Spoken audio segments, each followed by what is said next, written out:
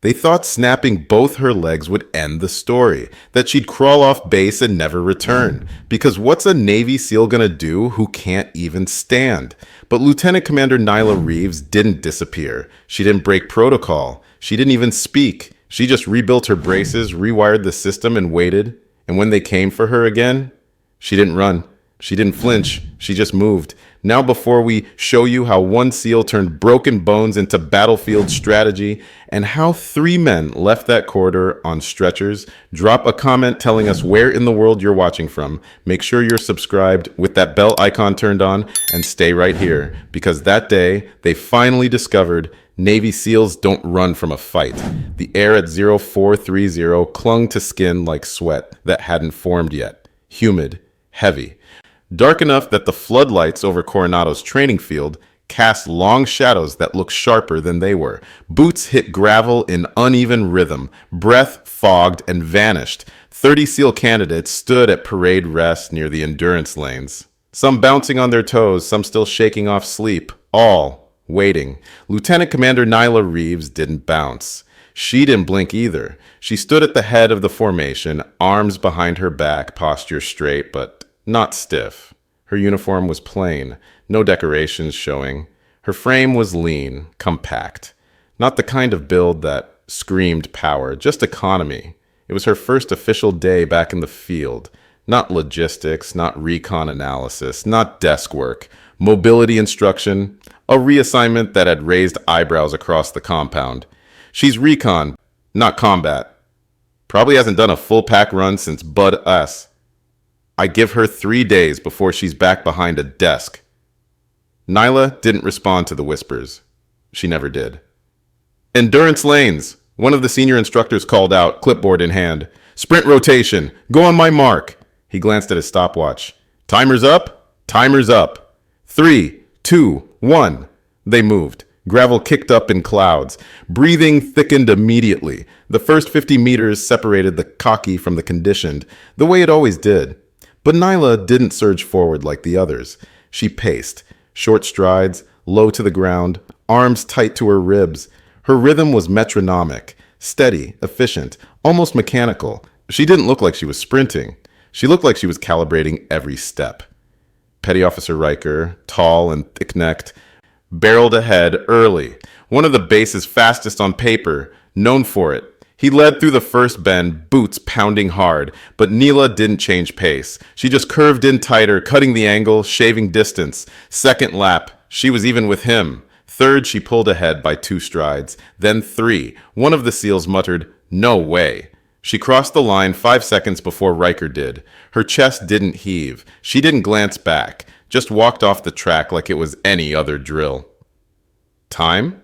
The instructor asked, frowning at his stopwatch. Another clipboard clicked.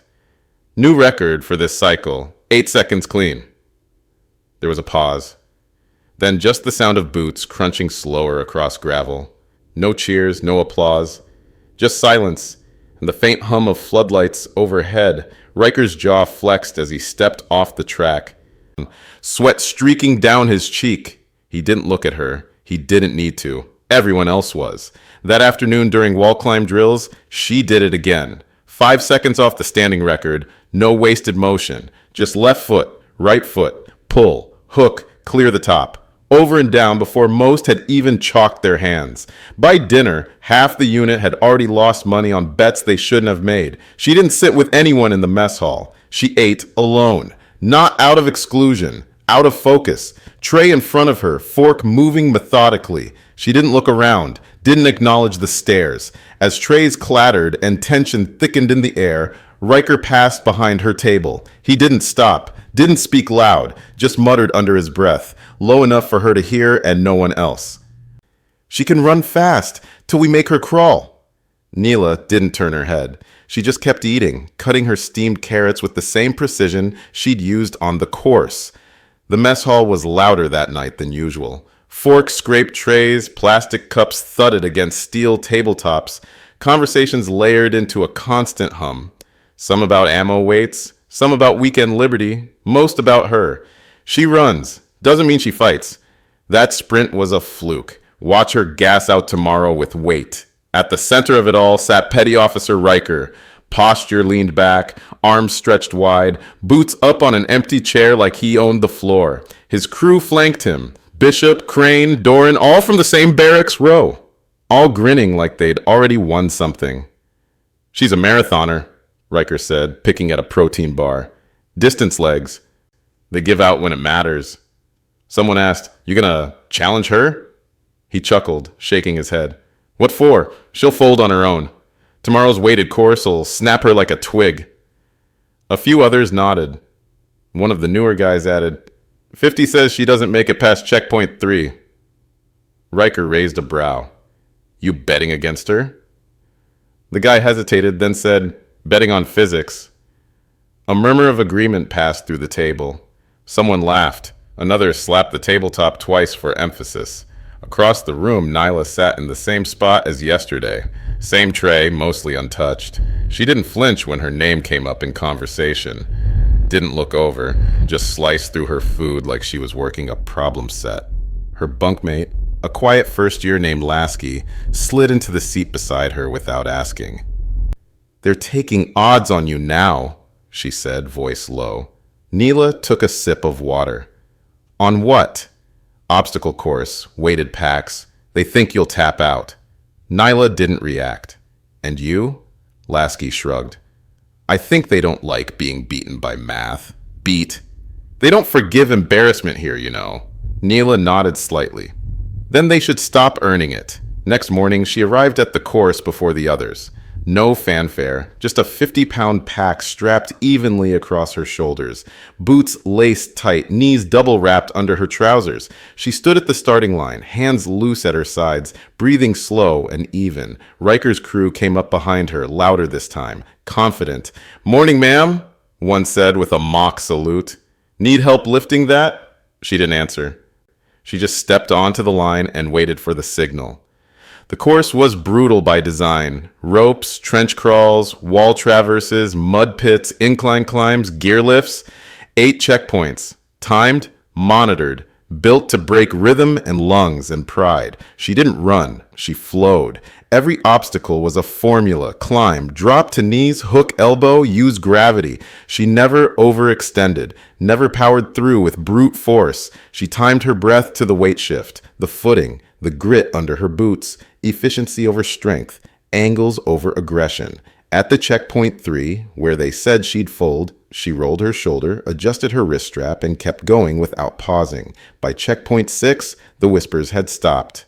She finished with 32 seconds left on the master clock. When she stepped off the course, she didn't look back. She didn't need to. The silence behind her said enough. She unlaced her boots at the edge of the track. Quiet. Calm. Same as yesterday.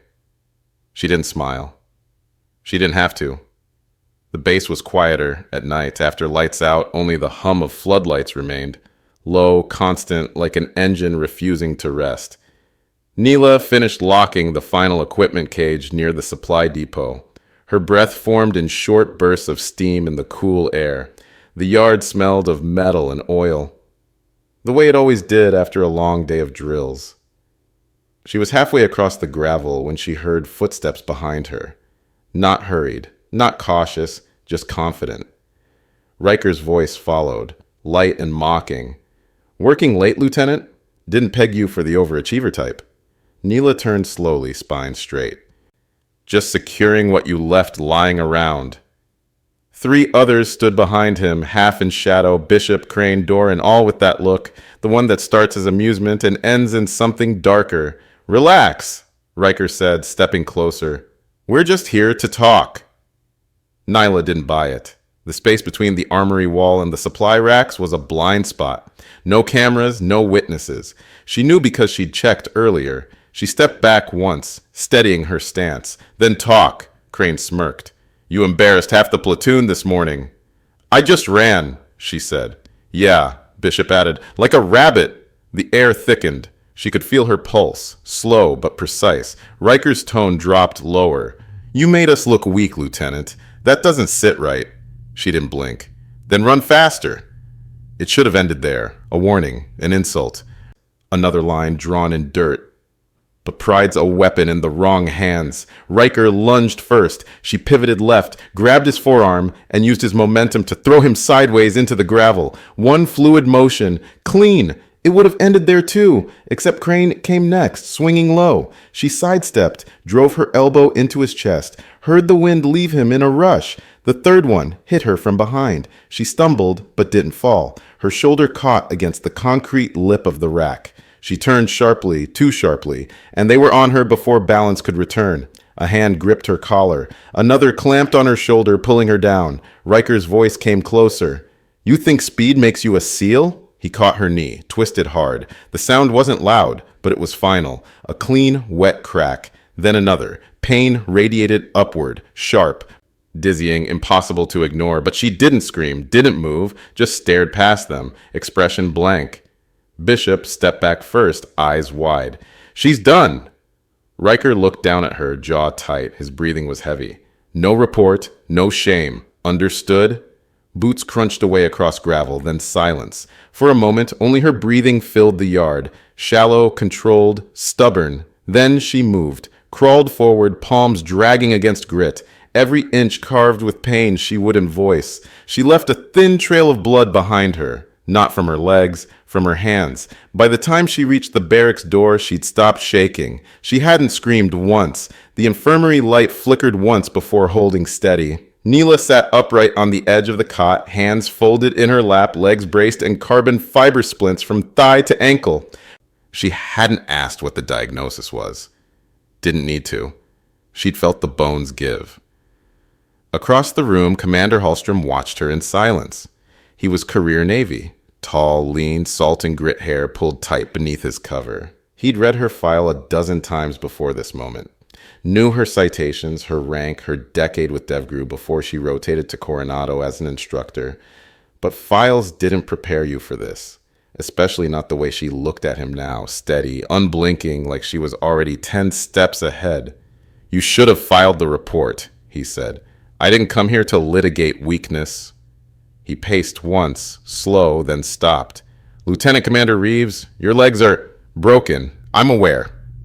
A silence stretched between them. She didn't flinch. "It won't matter," she added. He folded his arms. "You think you're teaching anyone anything limping around this compound? I don't need to walk to teach discipline." He exhaled once. Sharp. "You're not the first operator to get jumped, but the SEALs don't run on personal vendettas. I'm not filing charges." Hallstrom's brow lifted. "Why?" Nyla tilted her head slightly. "Because I already know what they fear most." He didn't reply. She continued. "They fear exposure, sure. But more than that, they fear a woman who comes back, who doesn't crawl into protocol, who doesn't need an investigation to remember names." He looked at her like he didn't know whether to reprimand her or salute her. "Reeves," he began, but she raised a hand. Not rudely, just clearly. "I need 7 days," she said. "That's all." "To do what?" Her voice didn't rise. "To finish what I started." Hallstrom studied her for a long moment. "You realize what that sounds like?" "It's not revenge." He didn't respond. "I've already won," she said softly. "They just don't know it yet." The lights buzzed overhead. After a long pause, Hallstrom crossed to the cabinet, removed a folder, and tossed it on the table beside her. "Fine," he said. 7 days. You're on medical leave." Nyla didn't move. "That's not what I asked for." He stared. "I want range access, off hours, minimal supervision." "You can't stand." She looked up. "I don't need to." Hallstrom let out a low breath. "And when the board asks where I was when you limped back into a combat bay, you'll say I was recovering, alone." He studied her, then slowly nodded. "You've got 1 week, Reeves. Then I have to put this whole thing in writing." She nodded. "You won't need to." As he turned to leave, he paused at the door. "Why not?" Nyla didn't even look up. "Because they'll write it for you. They said the range was closed for maintenance. They weren't wrong. At 0200 hours, no one checked. No clipboard logs, no drills scheduled, just the echo of metal pulleys, the dry scrape of sandbags dragged across concrete, and the rhythmic thud of elbow strikes on a suspended dummy. Lieutenant Commander Nyla Reeves moved like gravity was optional. She couldn't run, she couldn't kneel, but she'd memorized every square inch of Reflex Bay 3 before the week ever started, and now she was turning it into her own war room. The braces that locked her knees in place had been modified. Reinforced inner pivots, shock-absorbing plates. She'd gutted an old Halo harness for weight balance and stitched the frame into a low-slung webbing rig that sat flush against her hips. No ankle rotation, limited step drive, but she didn't need it. She pivoted with her upper body, counterbalanced, on one crutch, and every strike came from core torque, not limb leverage. Wham! Thud! Wham! Sweat dripped from her temple. Her right forearm was bleeding, a shallow scrape from missing the bag's return swing 15 minutes ago. She hadn't flinched then either. The key wasn't strength, it was timing. She'd mapped the bay's acoustics from memory, timed each breath, each footfall, each rubber bounce off the foam wall mats. If she could intercept a live shooter's reload from 10 feet blindfolded, she could anticipate a trainee's centerline charge. On her 50th strike, her right crutch gave a warning shudder. A screw had loosened. She paused, reset, tightened it with a utility blade from her belt, then stood again. Not once did she check the mirror. Not once did she rewatch footage. She wasn't preparing for applause. She was preparing for interruption. Behind the steel door, a faint pair of footsteps approached. Quiet, intentional, not a patrol route. She didn't turn. The door didn't open, just a pause. Then a soft retreat. Whoever it was had seen enough. She exhaled, stepped back from the bag, let the silence settle around her. Then, without warning, she dropped both crutches and lunged. It was a 1-second burst, 2 steps, a diagonal slash forward, with her full weight behind her shoulder, collapsing into the bag with a controlled slam that rattled the steel rigging. She hit the floor hard, one knee locked, the other sliding out, friction burning her palms, but she didn't groan, didn't wince. She just stayed down, stared at the ceiling, measured her breath, and smiled because it hadn't been clean. It hadn't been perfect, but it had worked. And if it worked once, it would work again. It was never on the schedule. No call sign, no name, just a red stripe across the duty roster under closed for range maintenance. But everyone knew what it meant. Someone was being taught a lesson. By 2300 hours, Reflex Bay 2 had been cleared. No safety officers, no med techs, just the combat camera operator, a clipboard-wielding range supervisor, and 4 men in fatigues. Petty Officer Riker led the group. Same cocky smirk, same bandaged knuckles. He hadn't said a word since the incident. Not to her, not to command. But he'd made one bet too many, and now he'd volunteered for final clearance drills. 3 others joined him. Bishop, Crane, Doran, Marines, quiet, heavy-footed, the kind who'd follow orders without blinking, especially when the orders came with a nod and no witnesses. And at the far end of the bay, lit in red overhead beams like some kind of theater stage, stood Nyla Reeves.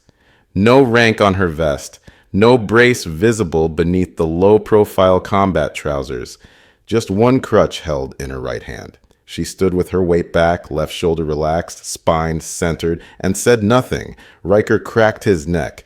"You sure you don't want to sit this one out, Commander?" He didn't say it loud, just enough for the operator's mic to catch. Nyla didn't respond. Range control gave the nod. The buzzer chirped once, and the room exploded. The first Marine charged center line, feint to the left, bait to drive her weight wrong. But Nyla didn't commit. She sidestepped off-axis, let the man clip her shoulder, then rotated off her brace like a hinge.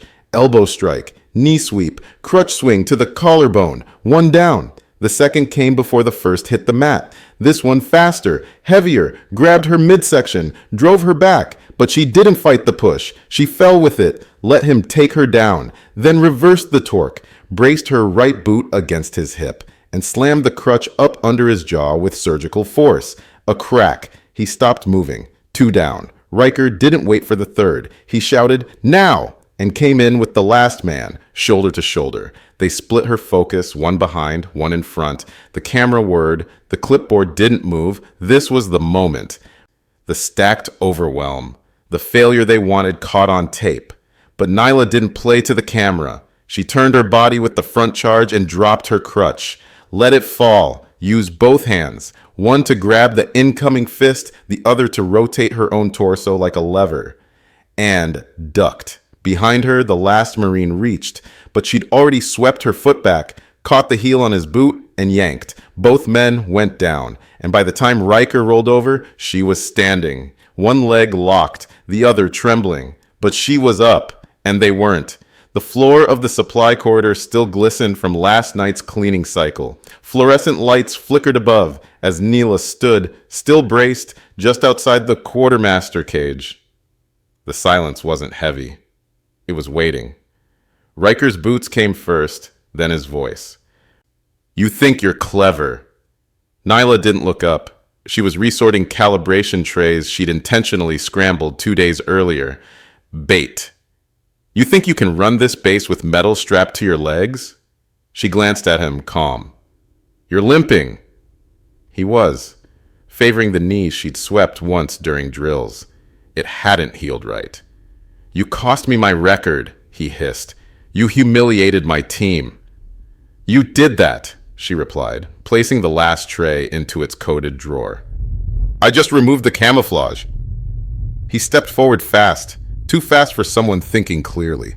The moment he entered her proximity bubble, she shifted, one brace behind his shin, her shoulder lowering to redirect his weight off-center. Crack! The radius bone in his arm snapped under his own fall. He screamed. Two of his men lunged in reflex. Nyla turned with them, not away. The first went down hard, his collarbone cracking against a shelf edge from the redirected momentum. The second reached for her shoulder, too high. She pivoted low, her brace catching behind his knee and twisting it. Tendons popped. 10 seconds. That's how long it took for the corridor to go silent again. Riker was gasping on the floor, eyes wide with pain. His team lay twisted beside him, moaning. Nyla didn't gloat. She didn't speak. She just stood, breathing through her nose, composed, alert, balanced. The supply sergeant had been standing at the other end of the hall, eyes locked, clipboard in hand. He didn't move, didn't need to. Two other instructors came running seconds later, then security. "Get them on stretchers," one barked. Another bent toward Riker. "What happened?" No one answered. Not yet, but the cameras had been rolling. Inventory corridors were always monitored. One of the security techs whispered into his comm, frowning. "We've got movement logs, keycard swipes, supply tampering." His eyes shifted toward Riker. "All under his ID?" The supply sergeant finally spoke. "She didn't strike first." Nyla was already sitting against the wall, straightening her braces, checking for microfractures in the joints. A young medic knelt beside her. "Ma'am, do you want to be taken in for evaluation?" She looked him in the eyes, quiet. "Already done." Security sealed the corridor. Reports would be filed, logs pulled, witnesses questioned. But in that moment, bruised and bloodstained, Lieutenant Commander Nyla Reeves had no doubt. She hadn't run. She hadn't folded. She'd simply reacted faster, cleaner, and with everything they thought they'd taken from her. They didn't know when she entered the hall. Not at first. The medical board had gathered early, behind closed doors, in the steel glass chamber of the Joint Evaluation Wing. 7 officers, 4 contractors, 2 senior SEALs, 1 legal rep. Their eyes were locked on the screen, footage from the corridor, from the supply bay, from the drills. They watched it all, every angle, every timestamp. Every second Riker's ID was used to misfile her equipment or reroute her maintenance times. They saw the screw loosened from her brace rack, the heating coil unplugged from her resting cots, the team logs showing joint physical reintegration test falsely marked on her chart. Without her signature, they saw everything. And still, when she walked in, silent, supported by those same titanium knee braces they'd all signed off as insufficient, they looked away. Except one. Admiral Kincaid. Vietnam's son, longtime SEAL sponsor, spine made of wire. He met her eyes. "Lieutenant Commander Reeves," he said evenly. We weren't expecting your presence at this session. Nyla stood still. You should have been. No apology, no threat, just a statement. Kincaid leaned forward.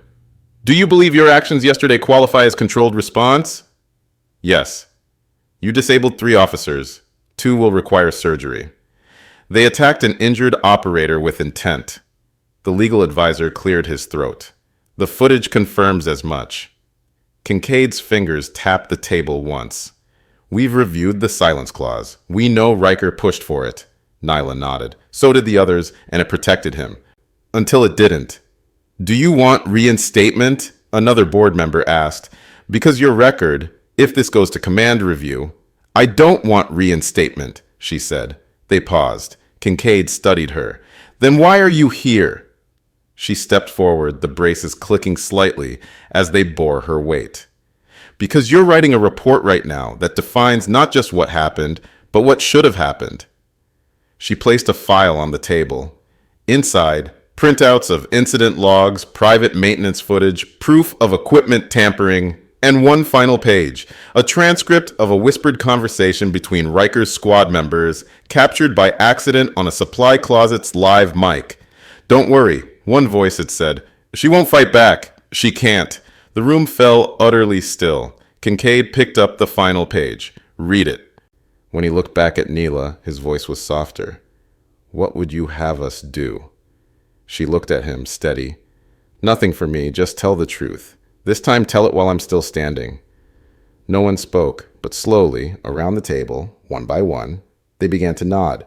She didn't ask for revenge. She didn't demand rank. She didn't even correct the record. She walked into a room built to bury the truth and made them speak it. The sun broke clean across the eastern edge of the base by 0630. Long shadows stretched over the gravel parade grounds. Boots moved more deliberately than usual. The energy had shifted. Less noise, fewer jokes, the kind of calm that didn't come from quiet hours but from something recently corrected. Lieutenant Commander Nyla Reeves walked the outer perimeter trail alone. Same posture as always, back straight, gaze steady, hands tucked behind her lower back. No pomp, no entourage, no medal pinned to her chest. But those who passed her, those who'd seen what happened, stood a touch straighter now, not out of fear, out of recognition.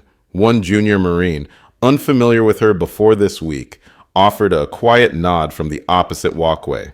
Nyla didn't break stride, but returned it with a glance, just enough to say, "You're learning." From the barracks walkway, Petty Officer Lorne caught up beside her, adjusting his cap as he matched her pace. "Morning, Commander," she nodded. "Lorne."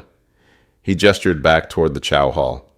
"They're real quiet today, even the officers." "They'll find their voices again," she said. "Hopefully they'll use them better next time." Lorne smirked. "Guess they finally learned the first rule." Avery glanced sideways. "Which one?" He smiled wider. "Never underestimate a SEAL." She didn't laugh. Just gave a single exhale through the nose, like the ghost of a smirk might live there. They walked in silence past the West Range before Lorne peeled off. Nyla continued alone toward the central admin block. Inside, Riker sat on a bench beside the personnel gate, alone, in uniform, a duffel bag at his feet, awaiting posture, not dismissed yet, but no longer part of anything moving forward. His eyes didn't meet hers as she passed, but his shoulders slouched with the weight of someone who now understood what he'd struck. She said nothing. No nod. No judgment. No parting wisdom. He wasn't owed it. Outside the instructor wing, 2 new candidates walked by. A pair of fresh officers just cleared for joint training. They didn't know the story. Not yet. But they stopped talking when Nyla passed, just long enough to notice the silence following her like gravity. She stepped into the staff hallway, paused briefly at the wall-mounted roster, and crossed off the morning's field module with a pen stroke. Done. No lecture, no drill. Just the presence of someone who'd already taught enough. And across the base, the tone of conversation was changing. Not out of fear, but because now they knew. Discipline doesn't mean passivity. It means knowing exactly when to act. and never needing to act again. Would you keep fighting if someone broke your legs mid-mission? Do you think discipline hits harder than retaliation when the whole room is watching? Drop your answers in the comments. I read every single one. If this story reminded you what real strength looks like, hit that like button. Make sure you're subscribed with the bell icon turned on so you never miss the next mission. And share this video with someone who still thinks silence means surrender.